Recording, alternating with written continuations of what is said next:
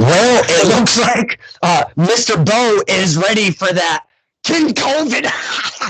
Hey, this is Stirring the Pot with Don Kincaid and my very, very special guest, the one who knows, Beau Douglas already. And look at you. Hey, man, I don't have the Kincaid, man. I mean, what have you been hearing? Hey, you never know. You never know. They still don't know where it's coming from. It could come from anywhere. It could come right from this video chat. I mean, listen, I just got to be safe. So is that how we see Beau Douglas the whole interview? Well, I mean, yeah, I don't want to catch your, I mean, we gotta be safe. Okay. All right. I have to be honest. I'm kind of getting that the top of your head cut off. I mean, if that's how you would like to for the fan, there you go. Yes, beautiful. See what we do. We peel. Yeah, excellent. It's perfect. So what we do is we pull back the curtain a little bit, not too personal. We try to get the fans involved, and the fans that don't know Beau Douglas, get them to know them. The ones that do, maybe get to know you a little bit more, because hey, I like to stalk your face. I like to follow your face page. That's exactly why I'm wearing this mask. You're telling me you're stalking me? I mean, what listen.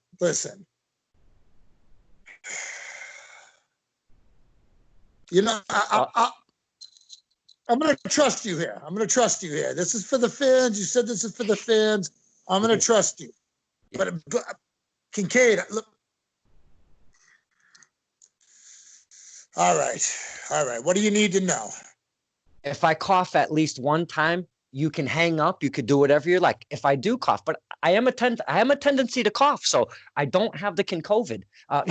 Kincaid. Do you get it? Kincaid. Oh, it's not. Yeah, no, it's not. So anywho, what we'd like to do again, get the fans to know you, and maybe kind of, because from what I'm to understand, you've been in the game for a bit. I talked to Mr. Bear Matooch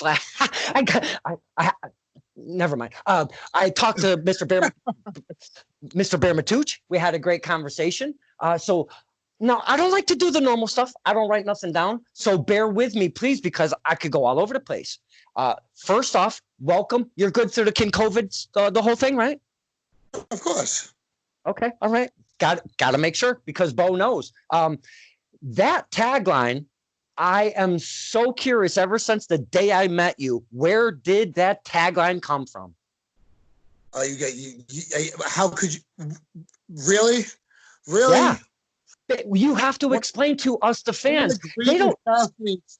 One of the greatest athletes of all time, both baseball and football, Bo Jackson. Come on, Kincaid. Come on, get with the times. It was Bo knows, but guess what? One of the greatest wrestlers of all time had to adapt it and did the proper spelling of the name Bo to bring to you and the other fans out there. Well, I didn't get the reference because it's B-O, so now we know. No, never mind. Now we're off the battle. Now, I haven't known you for very long. I've only been on the indie scene for a few years now, maybe 4-ish.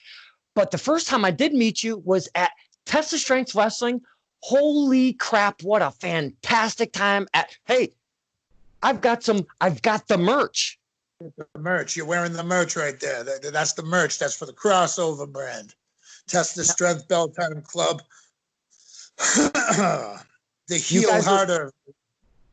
You guys are sister promotions. Is that correct? Brother promotions, sister. Sure. Yeah. Okay. I see talent from TOS going up that way. I see talent from the Bell Time coming down this way. And I've also seen you all come together for a very special couple events that you guys have done at Fenway Park. We're going to get into that if we could later. Now, Test of Strength, talk to the fans because you're up at Malden's way far from me, and talk to the fans about the relationship with Test of Strength and one Slick Wagner Brown, because we all love Slick Wagner Brown. So we're going to pull back the curtain. Is that what you said? Going to pull it back a little bit? All right, we'll pull it way back. We'll pull it way back for this. Me and Slick Wagner Brown go back to middle school. prior to professional wrestling. Yeah. It surprised a lot of people. Remember 8th grade, 7th and 8th grade, playing on the basketball courts and whatnot, having mutual friends. And then, of course, through mutual friends, finding out our love for pro wrestling. Spent a lot of time hanging out together. I mean, we basically started in this business together. Now, the friendship has obviously been long tenure. Did not see that coming. Boys and girls, I did not see that. Slick Wagner Brown and Beau Douglas went to middle school together. Never seen that coming. Now you're what the hell? Is he playing with buttons over there?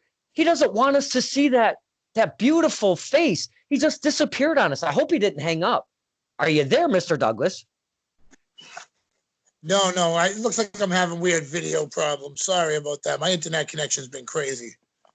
That's okay. We will hang on tight for.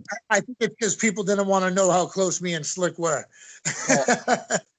I myself, I'm selfish on some of these questions. I was very curious. Now you go to test your strength again. First time I met you, you come in as this man. You're a big dude. You don't have any crazy flashy gear. It's Beau knows. That's pretty much it. Some some shorts, or I don't know what you guys call them, trunks or whatever, but not like the Speedo kind of shit. But man, your vital tool, my friend, besides in-ring prowess, is you. Wow, you know how to portray your character through words and your mouth.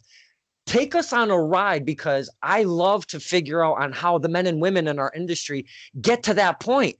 Did it come comfortably using your words and kind of portraying to the fans, or was it kind of a difficult task? It obviously, it comes in time. It takes a lot of time to perfect the craft. I'd say in any situation, any trade. When it comes to maybe portraying who my character is, I mean, Beau knows is real simple. I mean, it could be as simple as Beau knows everything to as simple as the fans hating me, thinking that Beau knows nothing. Exactly. There has been some times when maybe I've taken too many shots to the head and some conspiracy started creeping in. So I had to relay the conspiracies to the fan base. Running for president of a group called NCW at one point in time. They needed to know. They needed to be enlightened. They needed to be woke. But ultimately, that's what it is. It's something that the people can relate to in one way or another. Oh, he did a reversal. Well, Beau knows how to get out of that reversal. Oh, he did this move. Well, Beau knows how to get out of that move. Oh, Slick Wagner Brown's about to hit the appreciation bomb. Well, Beau didn't know how to avoid that. You see what I'm saying? So it became something that became real natural for me to be able to express. I mean, people say I'm a know-it-all, but what do I know? Hey, I love to chant, Beau don't know, and you like to piss on me right in return, and we have a fun relationship. Whoa. There's none of that. No, there's none of that showering going on, nothing like that. That's just weird. I mean, no, I don't mean to shame anybody out there. If that's what yeah. Not that there's anything wrong with that, but it was just a metaphor, not literally. I mean, come on. You got to be careful of saying things like that. And we're pleather in the ring. You got to be careful. You never know. Hey. Oh man, you were very precautionary here. The viruses, the peeing and stuff. Beau knows. But anywho, now heel seems to be your forte, the bad guy, the heel.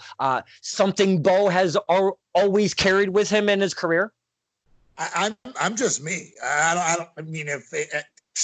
don't know what you mean by heel. I don't know. I mean, hero, villain, but what I carry. I am who I am. Now, the way that the fans receive me, that's their own perception.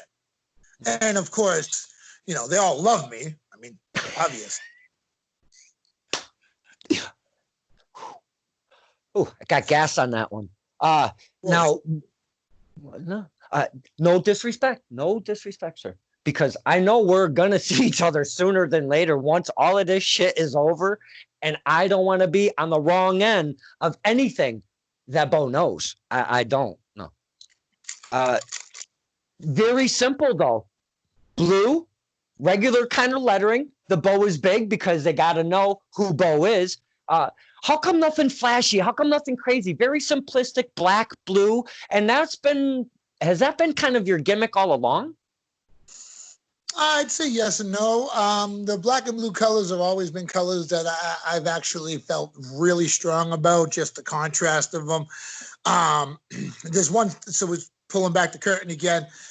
Back at Killer Kowalski's School of Professional Wrestling, pick up that name real quick. Yeah, there was something that he would always say when we were choosing gear and choosing our branding, and it would always be find a color that stands out or a color that really identifies to yourself. Something not many people knew of is he was real spiritual in a lot of ways, and he related colors to different significant points. If you see any of the Kowalski guys that wrestle, the tag team as well, but any of the Kowalski guys that wrestle, they primarily stick within a similar color construct. Purple, of course, being the most memorable, purple and gold, because that's royalty. Walter would explain also that the blue was royalty and leadership. Now, these are, again, things that just identified. I tried other colors through my career. I mean, obviously, every year during Breast Cancer Awareness Month, I'm wearing a traditional pink and black singlet underneath. I mean, as an ode to the Heart Foundation as well. But, of course, that's when I wear mine. But after a while, it becomes a brand. It becomes a brand, and most brands have the same color that they stick with. If you think about it, most sports teams will always have the same colors. So for me to just go ahead and switch it up, I mean, yes, I could do that, but because it is such a basic look, it's not flashy, it's not extravagant. The work needs to speak for itself in the first place. So the work needs to go ahead and match up with the brand. Very, very eloquent. I gotta say, great explanation about the simplicity of a gimmick, because there's so many men and women that they have to be very bright, fluorescent, or they've got to have cool little things about, or not headdresses, because, hey, Big Bear, I did not say that out of any disrespect whatsoever, sir. Oh my God, I cannot believe I used the word. Oh, you've got some ties. Please put a word in for me, please. But nah, you ain't going to do that. But anywho, my point being, of course, my point being is that I'm going to feed you to him. You're doing it simplistic, but it's working, because anytime I see that shade of kind of blue on anything, your face, your shirt, it comes right to my mind, because I've seen it so much. And like you said, it's a brand that we've seen over and over and over. That's kind of the idea behind it. You always had Jay-Z with the Jay-Z blue, but this is the Beau blue. So you just proved it for me. It is. I have to associate Beau Douglas, and especially with the bold lettering. And it's, again, it's not crazy over the top. It's not calligraphy. It's very simplistic. You can read it. And my name is effing Beau. And we know now. I know. I'll tell you that right now. I know. Now, when you come out and you do your thing. Hold on, Don. I'm sorry not to interrupt, though. But I'm not going to take away from anyone who does have anything that's extravagant in their gear. I think people that invest in like the real extravagant gear, they're putting their best foot forward. And in all honesty, that's how you need to stand out in some aspects. Me, myself, I know who I am. So this is how I stand out by not. You see? A little bit different from the norm. But don't get me wrong. Listen, I have some fancy design singlets that I have locked away in notebooks and everything. I have designs out there that I've never even ordered on. I mean, it's what it boils down to in the end. I totally get that. But we, the fans, we're hanging out with Beau Douglas, so the simplicity works. So it had no slight on any of the fabulous men and women out there, because you yourself are producing right now. I mean, over the years, not just right now, but over the years, but you're still actively producing some fine men and women in the industry. And I'm telling you, tonight, after you, I have Ariella Nix and I have Alec Price. Boy, do I dig me some Alec Price. And I know I'm kind of getting away from Beau, but That's okay. could you please give us the fans? And again, if you don't know Alec Price, get on the Twitter, look that kid up. He's called the greatest prize, Alec Price. And my word, I love that kid. Give us a little journey with Alec Price. Everybody needs to get their eyes on the prize because that kid's going to make a lot of noise in the next coming years. I mean, he already has begun. Mm-hmm. Give us some insight how you've seen him develop and how everything's been going with Alec and his character and all of that cool stuff. I mean, he's been one of the most, when I say dedicated to the art of professional wrestling, he's been one of the most dedicated people I've seen in a long time. And I don't mean just, of course, learning moves. I don't mean just coming in, doing his little flips he does, because his fundamentals and his foundation is a lot more than a lot of that fancy stuff he does. One thing he does do, of course, is he always does pay homage to the people who came before him. One of his moves right now, the emergency kick, it's Slick Wagner Brown's second rope leg lariat. Now, of course, this is just because we went back to talking about the brotherhood between Test of Strength and Bell Time Club, and a lot of things developed that way. I mean, myself, Benny Jukes, Big Bear, Mike McCarthy. I mean, so many people have put a lot of work in behind Alec. The thing with Alec, too, is I will give him, is he did always have good people to work out in the ring with alongside him because he is such a good kid. Him and Channing Thomas were basically married when it came to learning a lot of the strong fundamentals. Channing's doing a lot of great things on his own now, moving on as well. We see him here and there when he comes by Bell Time Club, does train here and there a little bit. But going back to Alec, I think that one of his biggest strengths are going to be his likability factor. I think the other, that's a personal opinion. Not many people actually like him. He's kind of a pain in the ass when it comes to the ring. Most people, and I think he'd be proud to say that as well, because he doesn't really care what anyone else thinks. And I think that's another tool. Yeah. He uses his words very choosingly, and they work for him because he's got a good look. He's a good looking kid. His physique is starting to really shape up now over the course of just the last year alone. I've been following him for a little bit, and man, everything you said. He's a kid. Yeah. He's maturing into a man, and hopefully as he matures into a man, he'll gain that size that he's going to need to take it to the next level, because he's already that's the thing. He's at that level right now. And he's just going to go so much further if he just keeps his head on straight and keeps his head in the game. Exactly, because I've seen him, like, I went to one of the events, and he was on the card, and also was Anthony Green. It was at Battlefront in Ludlow. And pre-show, they had the ring all set up, and they started kind of getting the feel of the ring and such. And there was about 4 or 5 guys in the ring when Anthony got there, and he gave everybody the handshake and all of that cool stuff, got in the ring, feeling the ropes.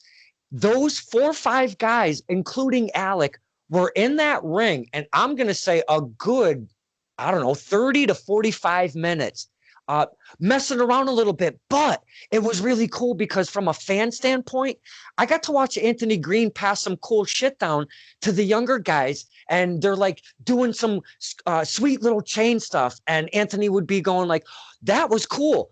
This is what I do. Not your, not, you don't have to do that, but this is what I do. Check this out. Then he would do it, and they're like, oh shit, I would have never thought of that.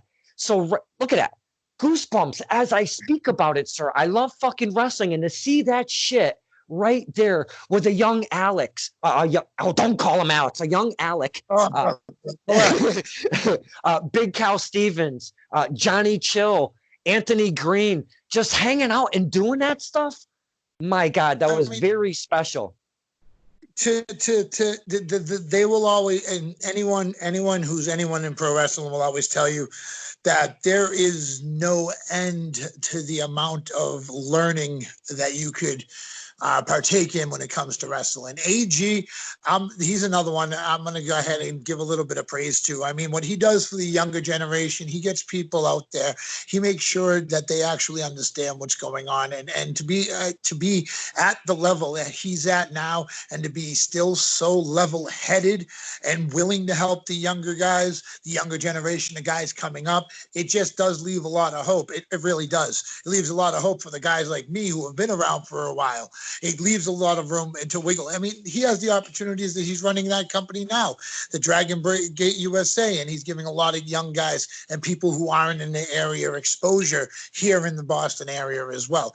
I mean, so I can't say really enough about him. He worked all the way from being a young kid referee all the way up to the superstar wrestler he is right now.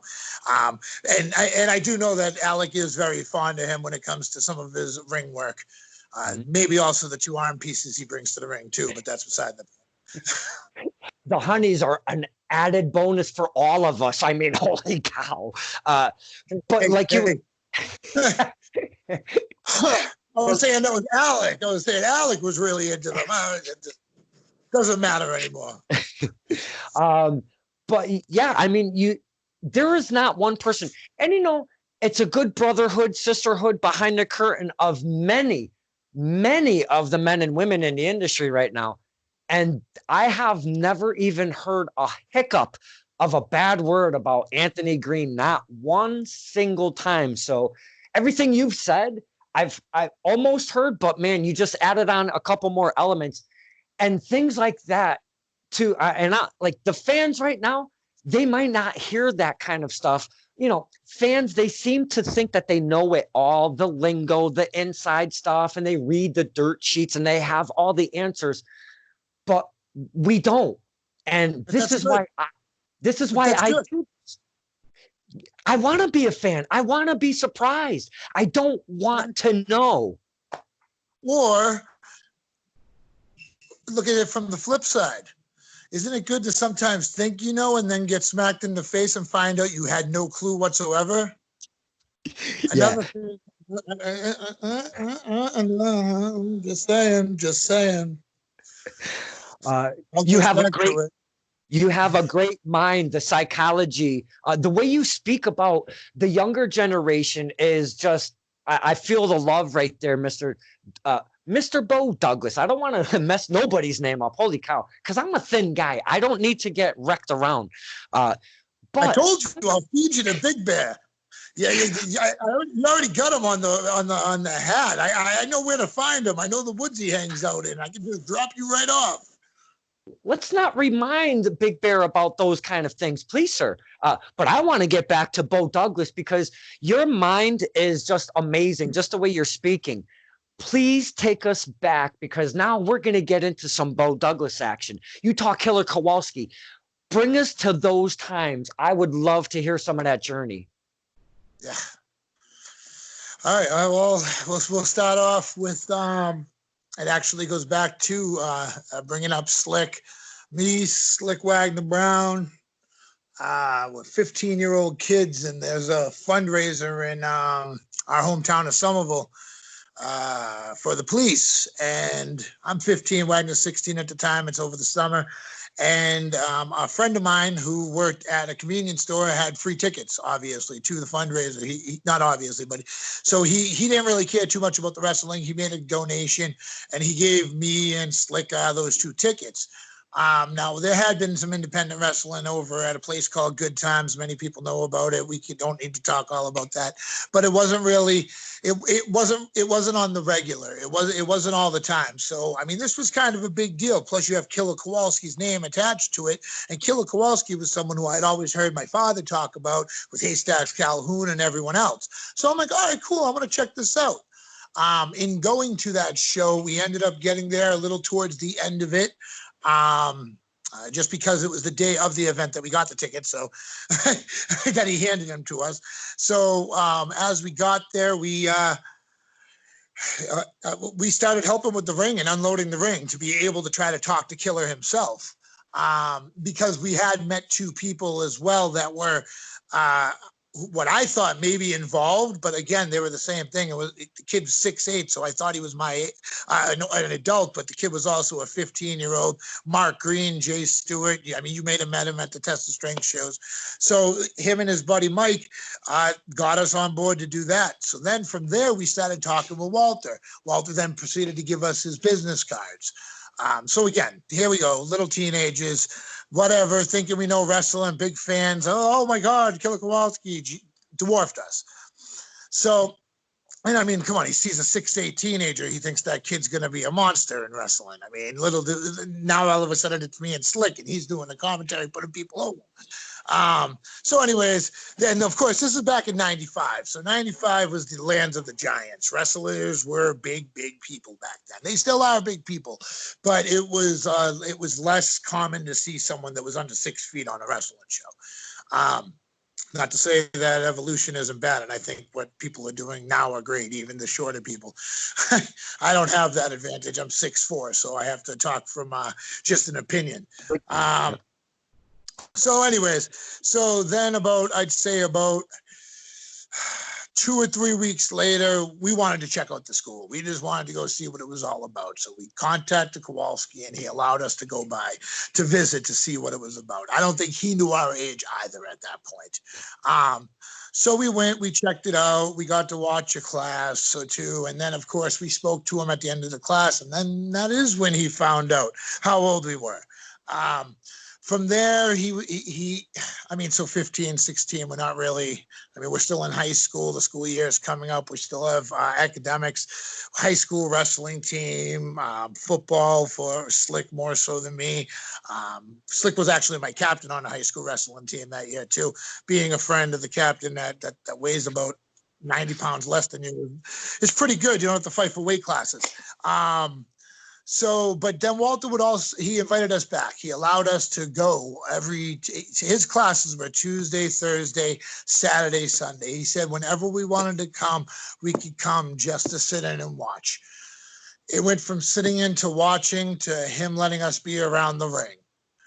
It started off on him sending us into the ring to do some referee stuff, managerial stuff during class matches. So things that obviously didn't matter. But as that time was going on, the other students that were there, because I'm not going to drop the names, but I mean, there were some very influential and important people out there that were beginning their training at that point in time, that would involve us in things. They would bring us into the ring. I mean, the list goes on and on. Think Kowalski's 95. Y'all can find out on your own who it is. 96, 90. So this 95, we go for 96. 96, we're still going, but it's now been upped from 2 times a week to going to watch to 3 times a week going to watch. So now they're seeing us more and more. So we continue on. He has some shows. We go to the shows. We of course help out with the shows. We're really around it a lot, and we're doing our own thing on the side. I wouldn't want to necessarily call it backyard wrestling, but when you're a young teenager and you think you're wrestling and you're not trained to wrestle in a boxing ring for that matter, I think I'd say it was backyard. But we got smart. We got smart to it real quick, even before we started training, that needed to end, because we were doing it the wrong way. And we realized that we were risking our lives for basically a dream that we wanted in the first place. So why not try to move on? Now we're coming up to, I'd say, 97, March of 97. March of 97 is my 17th birthday. We're watching. Walter then comes over to us, because Wagner at this point is going to be 18 in the summer. Walter comes over to us and he actually says, all right, that you guys have been watching long enough. You guys have been hanging up. You've been freeloading long enough. I think it's time that you guys should go ahead and sign up. So I had to have my father sign a consent form, because I was a year behind the age. Massachusetts was 18 years old. I actually have my application to Kowalski's. Thanks to Brian Fury, a copy of it. He found it a few years back and sent me a digital copy of it. It's kind of cool. So at this point now, what's today's date? Today's the 7th. Well, my birthday was March 6th. On April 7th, 1997, I actually started my very first day at Killer Kowalski's training. So today's your anniversary?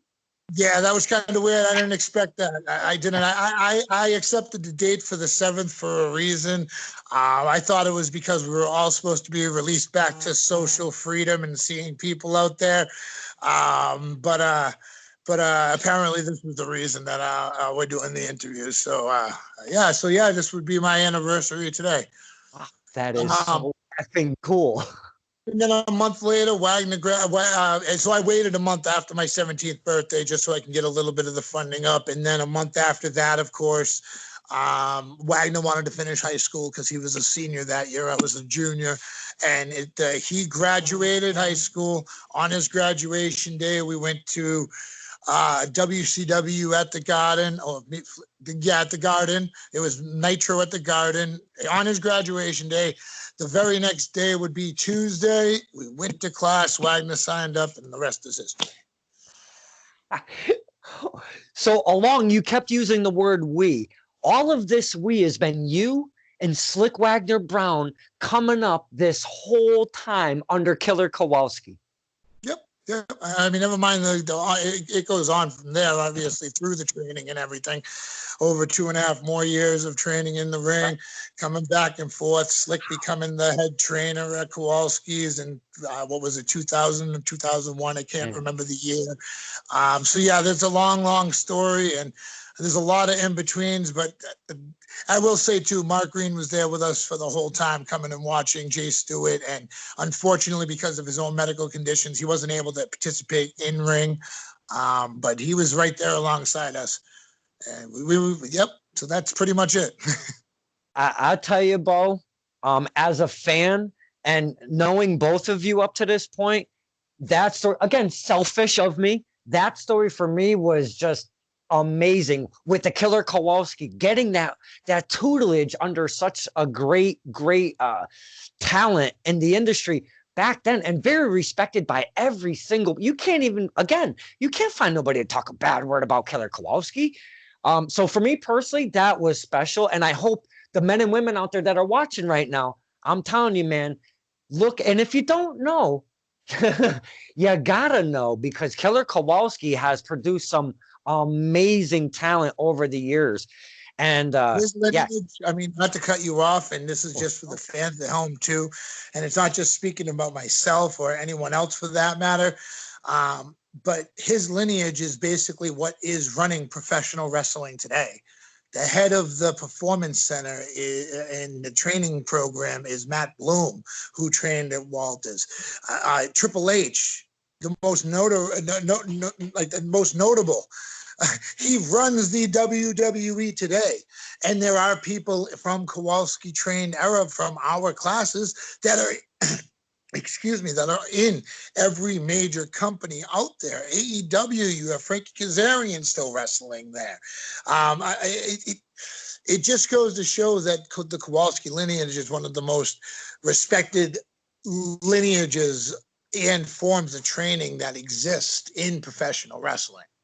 So. And if there is, and because I go there very often, if there is somebody who's very vocal about the whole Killer Kowalski lineage, and I mean, there's a few of them, Slick Wagner Brown is definitely right up there on that list. And not only that, his tag team, it's himself and Jay Freddy, the TOS tag champs. My God, are those beautiful straps? I know you got Jay Freddy out there in Japan. You got Eddie Edwards running Impact Wrestling, basically running the gauntlet there in every aspect. Eddie Edwards is a direct link to the Kowalski lineage and Slick Wagner Brown. I mean, so it's something to be proud of, and it's something that we try to instill in all of our students as well. And I mean, it used to be back in the day, you would have wrestlers ask promoters, well, who do you got me with? Who am I wrestling tonight? Who am I fighting tonight? And they'd be like, oh, it's one of the Kowalski guys. And as soon as they said that, it was business as usual and an easy night. Because you knew you were going to have a great performance, you were going to be safe, and you were going to tell the story, and the fans were going to dig what you're portraying. And that's what I've always gotten from anything at Test of Strength. Again, love, test of strength. And I wish I should, you know what? I should just say, fuck it. Beau knows I got to get up to a bell time show. I should just stop being a pussy about it and just take the fucking drive. No? It's not that long of a ride, and I know some of your friends like to ride up for it, so you should definitely do so. Of course, it's whenever that may be, of course, and but we are looking forward to the summer. We are looking forward to another great event at the end of the summer, like we've been doing every year, and we'll just have to see what happens. I would love to talk about the Fenway shows that you guys have done. And if I'm not mistaken, correct me, please. Dante Luna would kind of be at the helm of this whole kind of shebang getting together with wrestling and Fenway Park. Is that correct? So Dante came to me a few years back. I had met him while he was doing photography and documenting one of the local organizations that me and Slick and a few other guys were working for, NECW. And he's close in age to me as well as a couple of my guys. So while he was shooting, of course, he would always be kind of coming towards us. And then, of course, where we did have a school, a training center that people were performing on NECW because of a few people, I should say, not their whole roster, it's theirs. But Sheldon did allow us to have that access to be I don't want to say a feeder, but we were an open door to them. They were an open door to us, I should say. So hanging out with Dante, then of course he wanted to do more and more learning about the back of wrestling, the backstory of wrestling and documentaries, because he was a huge fan too, much like yourself, like myself, like everybody involved. So I invited him to the school. From inviting him to the school, that then turned on into a documentary about the school, then turned into a whole production series, and him just being able to come to different wrestling companies all throughout because he fell in love with indie wrestling as well. Then I did a cosplay appearance for me and Tim Lennox's Jason and Michael Myers at the Fenway, that big El Mundo Family Festival. And Dante had brought us in because we were big enough guys to fill those costumes. And I guess walking around in 90-degree heats and those masks wasn't that big of a deal for us. But it worked out pretty well because right after that, when we were all wrapping up, he looked right at me and he goes, "Beau, what do you think about wrestling at this?" And I said, "Nah, it never happened. It'll never happen." I go, "I would love it, but it'll never happen." No more than 3 months later, he called me and said, "Beau, we're going to meet with them. We're going to do wrestling at El Mundo's Family Fun Festival." And from there, we're here. Wrestling hasn't been at Fenway in how many years? It wasn't there. What was the year? 69, I believe it was. 1969, I believe, was the last time it ever happened there. And we were able to bring it back. Yeah, of course, we weren't on the field. Yes, we are under the next to the Green Monster, under the bleachers in the promenade, next to the WEEI, on the bricks that are dedicated to the fallen people and contributors to Fenway Park. But we are right there in Fenway Park wrestling.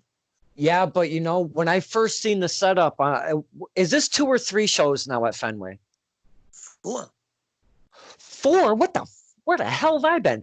Anywho, when I first seen the setup, because I heard of this Fenway thing, and I go, no effing way. And then whenever I started seeing the footage, the pictures, all of the cool stuff that's the happenings around that's going on the festival, I'm like, you know what? It didn't have to be on the field because that's what I was expecting. You guys were going to be on the field. How the hell are they going to pull this off? But that setting, what you were just described, I think, to be honest, man, that is absolutely perfect for you guys. That situation has worked. Yeah, it's worked out show after show for you guys so far. Yeah, it's been great. I mean, people criticize all they want. I mean, obviously, I could see why they do in a lot of aspects. We were doing it because we were giving an opportunity to do it. There was no financial investment that came out of it. people don't quite understand that. They think that there was no money thrown at anyone. It literally was us renting our wrestling ring truck, bringing the ring there, and asking guys if they wanted the opportunity. I've had a tough time over the years. I mean, Dante does handle so much, but he is more the media side of the Bell Time Club. He's more of the promoter to the festival. He is the liaison. I mean, he basically handles all the entertainment at that festival. So we become a notch in that, for that matter. But I've built it different ways, different years to see how things could be. And after the very first year, I mean, think of it like this. You're a Boston kid. You're born and raised in Boston. You love the Red Sox. Shoot, even if you don't like baseball, you know it's Fenway Park. Everyone loves Fenway Park. It's a bucket list that you never know could have been a bucket list. Mm-hmm. So at that point, I mean, right before 20 years for me, I mean, my eyes opened, and instead of just being real picky and choosy and who do I want to use and how am I going to run this show? Because I wasn't running shows. I was helping out with VCW. I was helping out as the producer with NECW, wrestling still all around with NECW and other groups, big time wrestling, helping out with their staff as well, their event staff. So I was learning in different aspects too, but I wasn't running anything on my own.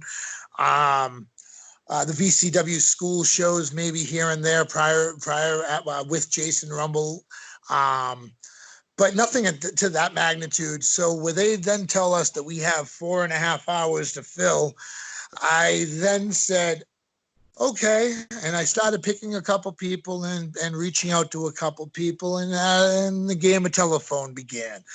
More and more people started reaching back out to me every day. 5 messages. Hey, you got any room? Hey, can you get on?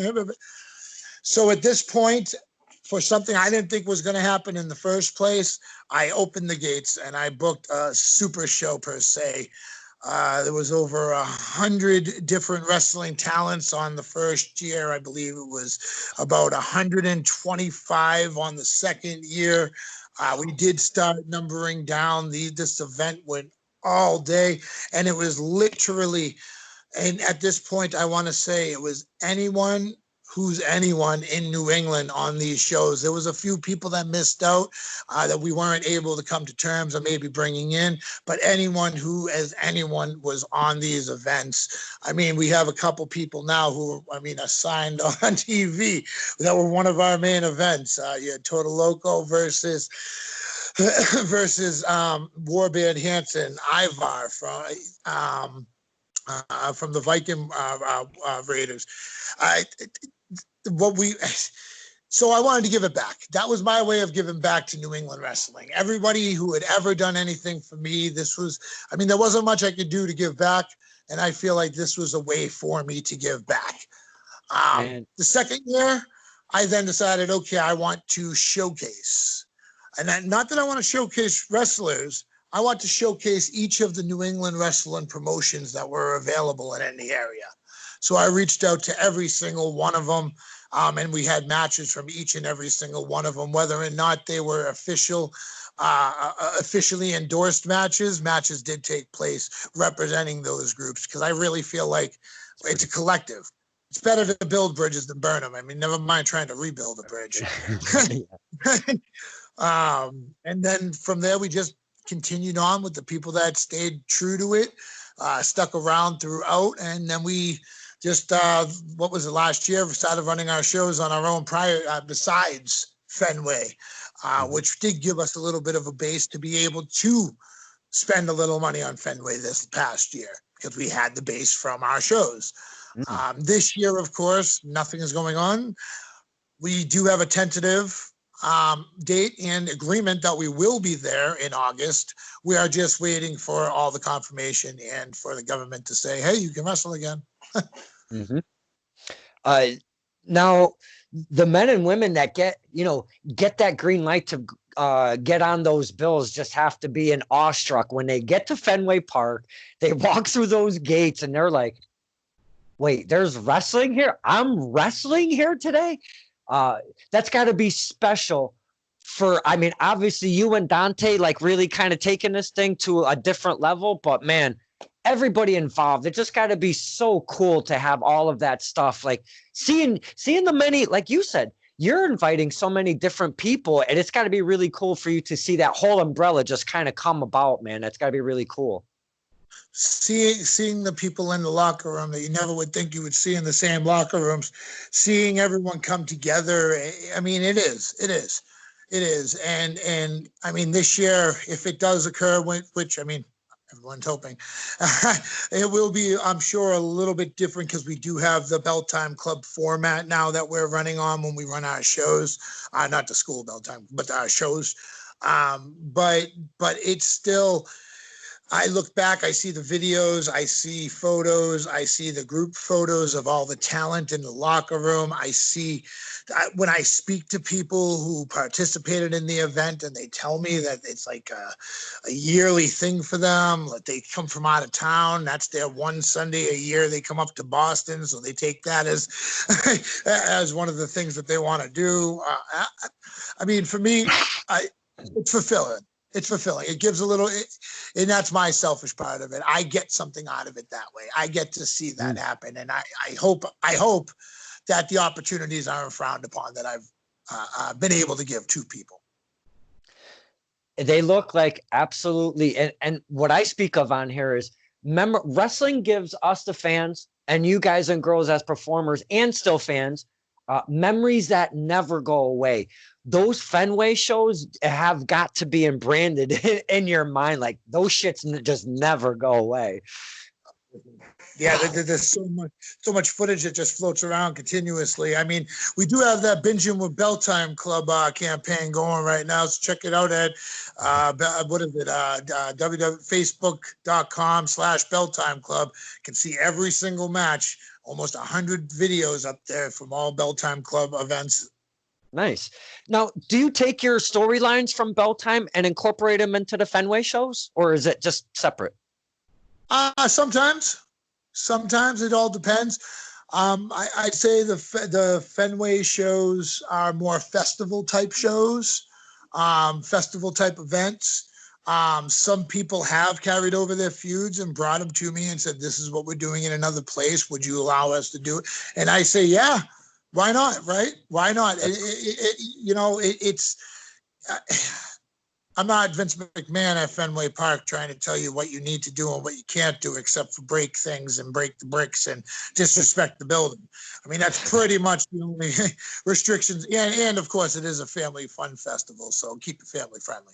Yeah, you got to. I mean, I cuss a lot. I got a potty mouth. It is what it is. Do you find that keep it in the locker room? It's got to be hard to pull that stuff back. I do it, like on center ring and different aspects. I can pull it back, but man, there's you just get so close, man. And no. Yeah, anyone who says that they haven't almost slipped or haven't slipped, I mean, don't get me wrong. It's something that people make a conscious effort not to do.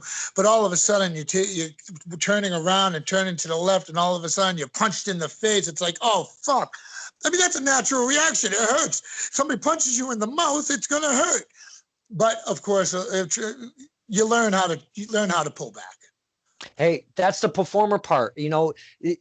I have to say, Beau, your professionalism, the way you speak to that, we're just hanging out talking, and the way you've explained all of this stuff to the fans, I don't think I've ever really talked to anybody that's kind of give us so much information and pulled the curtain back as much as you have. I mean, this is, I can't say. I mean, this has been absolutely amazing. But what I like to do is when I talk to the men and women that I get to the most honor, because I mean, I'm just a dude with a phone. So to do this with all of you guys and girls is just like simply amazing for me. But as a performer, especially but if it wasn't for people like yourself, then why would we be doing this in the first place? So give yourself a pat on the back in that situation, because you know what? You're giving a platform too for us to all be heard. Why else wouldn't I? I mean, why would I keep the curtain closed? I mean, there is kayfabe still. It just doesn't exist online. I don't know. I've seen some feuds online. You better tell a couple of those guys. I'll tell you that. No, I think those are real. But what I like to do is, especially because you've been, if I say veteran of the game, does that kind of piss you off, or is that okay?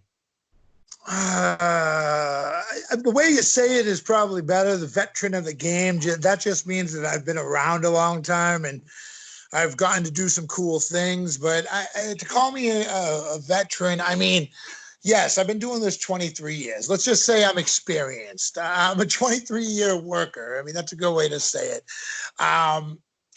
As someone, but I have been in this New England area for 23 years, and I have wrestled pretty consistent schedules in past years, slowing down the last few years, obviously because of age, obviously because I have a daughter, I broke my back. There's obvious reasons that have slowed me down, but to call me a veteran, it takes away from a lot of the people who have done it so long and put so much more into it.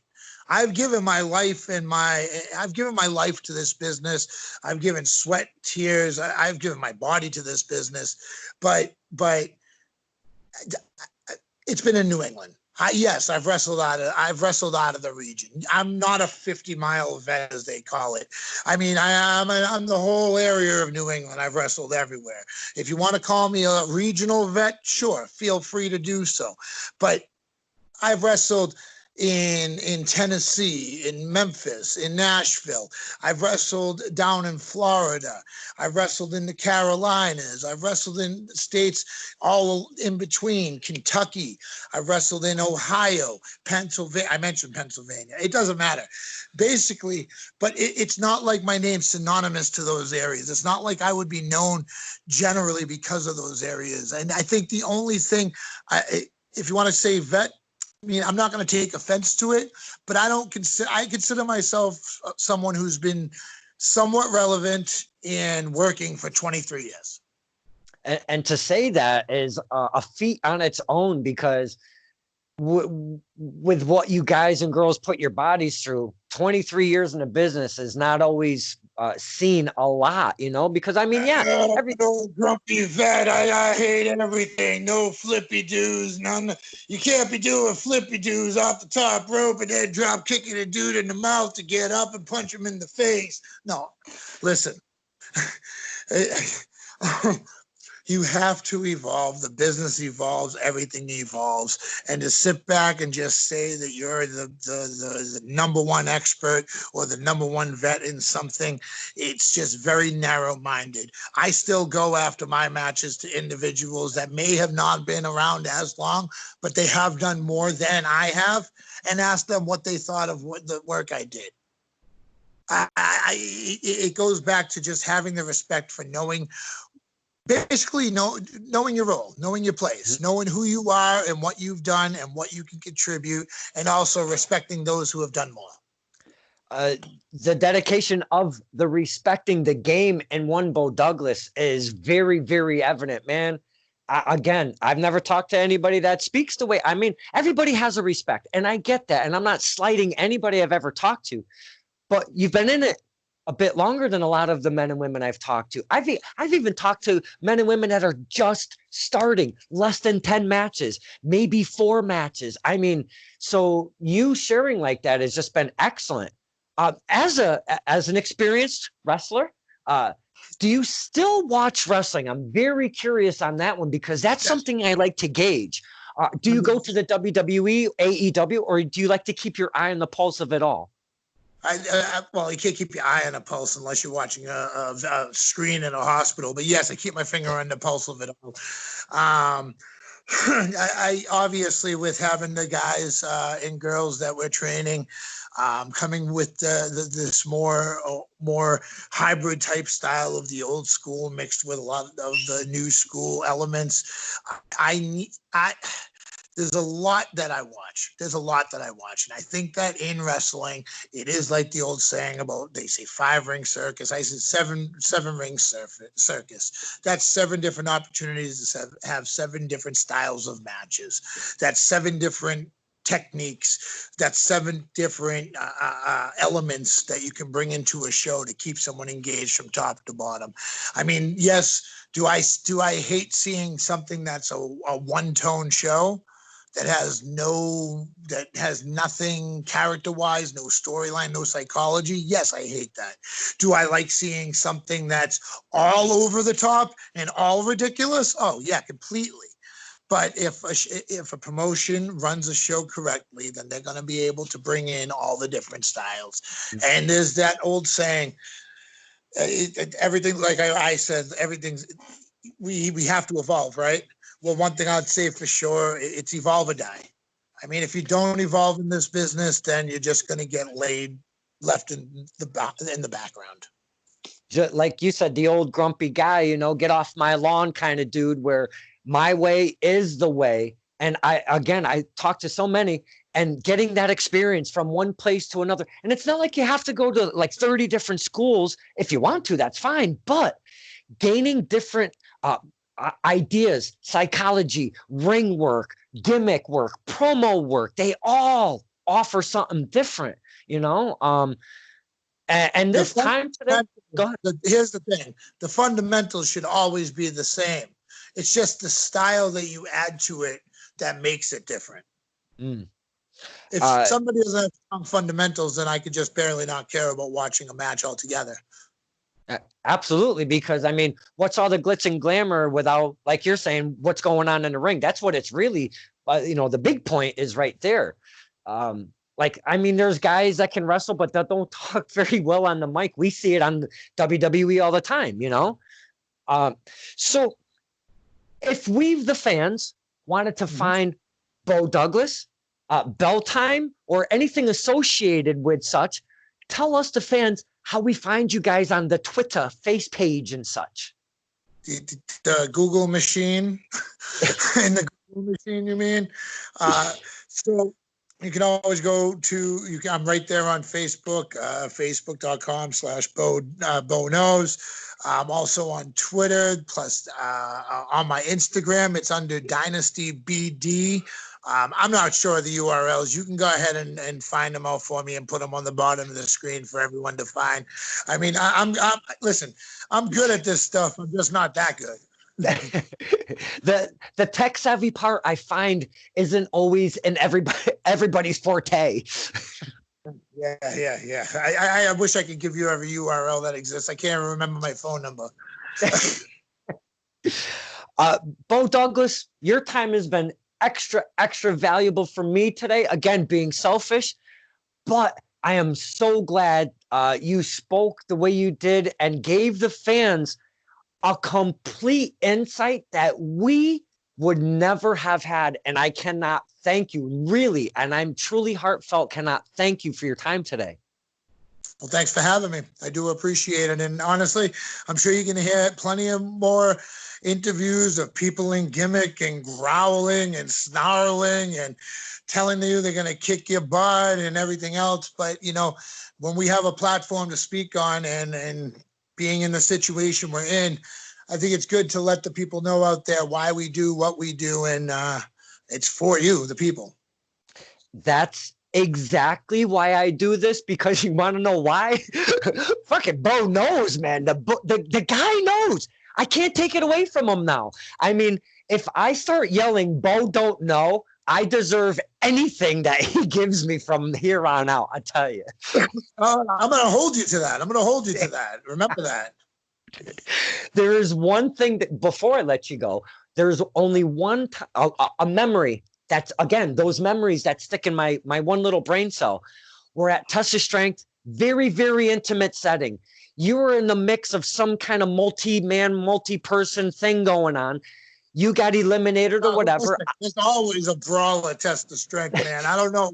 I've been in some of the toughest fights I've ever been in. Anytime I step in the ring at Test of Strength, I don't know. I feel like I'm going into a street fight every single time. It's like, Slick, I know this is your company, man. I thought we were boys. Come on. Why you give me?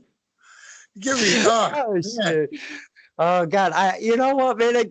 A small tear. I mean, it doesn't take much. I'm easy, but you got eliminated. We won't say how or how, because what whatever. But anywho, They cheated. you're all betting half. I start laughing because that's what I do with Beau. I yell a bunch of stupid stuff, but then I go, I remember he was a New England Hall of Fame inductee. So I yell, hey, isn't that the guy that was just inducted to the WWE Hall of Fame? And you turned around immediately with fire coming out of your eyes. I love that time. I wish that God, I just love that fucking moment, man. I'll never forget it. Well, man, I mean, honestly, it was really good. It was easy to play off of. I mean, I was actually pretty proud that I was respected by my peers enough to get into the New England Professional Wrestling Hall of Fame. So for you to say the WWE one, I wanted to make sure to represent for New England. I mean, don't get me wrong. We all would love to be in that WWE Hall of Fame, that big old ring. But to be respected by my actual peers and the people who matter here in New England, I mean, it did give me that sense of pride. So, like I said, easy to play off of. And that was your retort too. You mean the New England Hall of Fame? I was like, yeah, no, the WWE. What are you talking about? Oh man, Beau, you've been informative. I feel like I can't breathe right now because me and you, we got along for an hour and 1 minute. I don't even know how that effing happened. Me neither. Wow. That was an extra long break at work.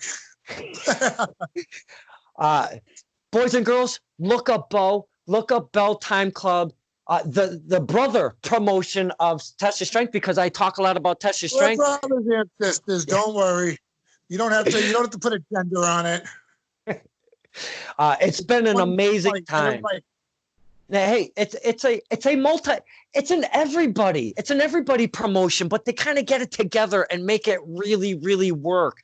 And for giving us the fans the ride that you take us on, I thank you so much. And this was Stir in the Pot with my very special, the only one that I'm going to say it right now. The only one that knows, Beau knows, my very special guest, Beau Douglas. Man, it was amazing today. Thank you.